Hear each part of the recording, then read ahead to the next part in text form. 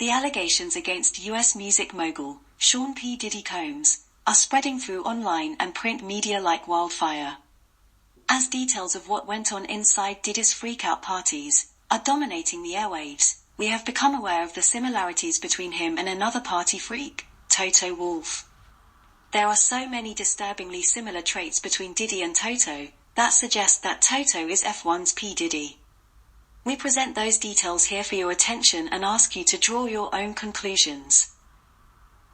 Before going further, we invite those of you who haven't yet done so, to like, comment, share, subscribe and click the notification icon, to be notified when the next video is uploaded. So, let us take you into the lives of two well-known party freaks, Toto and Diddy, to show you the astonishing similarities between them. Details of the drug-fueled hedonism of Diddy's parties, plastered all over the media, resonate with the drug-fueled hedonism of Toto Wolff's parties, that were plastered all over the media, at the end of the 2021 season. Toto's freak-out party at Abu Dhabi was so hedonistic that Mercedes tried to have all the images posted on social media taken down. He was captured freaking out, in a demonstration of Diddy-like hedonism. An intoxicated Toto was recorded high on drugs, while crowd surfing, posing for pictures with an assortment of women and men, in poses reminiscent of Diddy. This party, which was held against the backdrop of the outrageous theft of Lewis Hamilton's 8th title, that had cast such a dark shadow over F1, revealed Toto to be as much a wolf as Diddy, preying on those around him. Once our attention was drawn to Diddy and Toto's shared penchant for freak-out parties, we started to note other disturbing similarities. Diddy is notorious for having exploited the talents of those around him, to make himself a billionaire at their expense. He was a hustler cum financier who represented himself to be a music producer. He used his strategic position as the gateway between the record company and the artists, to exploit the likes of Big E, Craig Mack, Maze, and so many others, to sign them up to unscrupulous record deals that built his fortune at their expense. Like Diddy, Toto has now been revealed to have exploited the talents of those around him. The post-2021 seasons, which have seen Mercedes steadily drop down the F1 rankings, have highlighted the fact that their 8-year dominance was dependent on people other than Toto.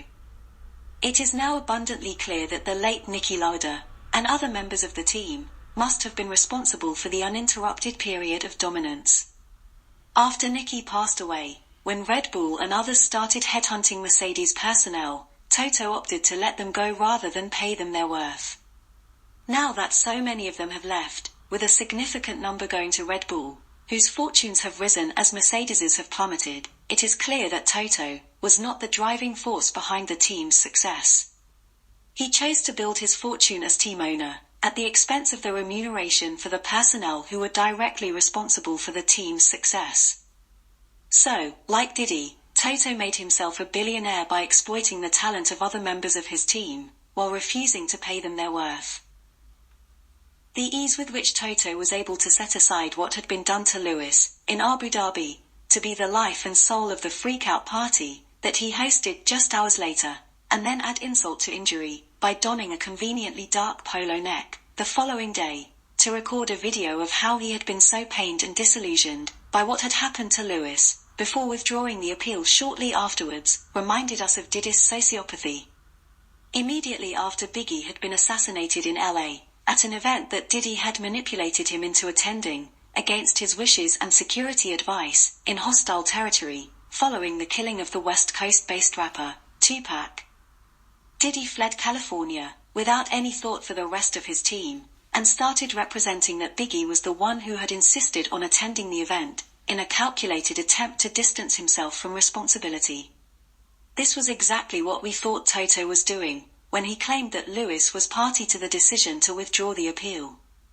It appeared to us then, that Toto had deliberately manipulated a despondent Lewis, who had gone incommunicado, into going along with Toto's decision to withdraw the appeal, because of a deal Toto had struck with Liberty Media, for the express benefit of Mr. and Mrs. Wolff. Furthermore, in a continued exhibition of Diddy-like traits, within 2 years of Lewis's biggest critic, engineering the audacious theft of his 8th title, and awarding Mrs. Wolff a plum F1 job, Toto had transformed into Liberty Media's chief praise singer. This was reminiscent of Diddy, making his peace with California and buying his first home there, just over a year after Biggie had been killed in the state.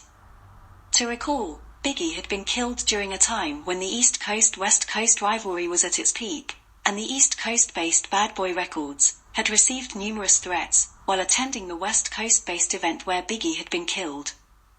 It seems Diddy was able to settle any grievances he had with the West Coast folks, at the expense of Biggie's legacy, just as easily as Toto was able to settle any grievances he had with Liberty Media, at the expense of Lewis's legacy.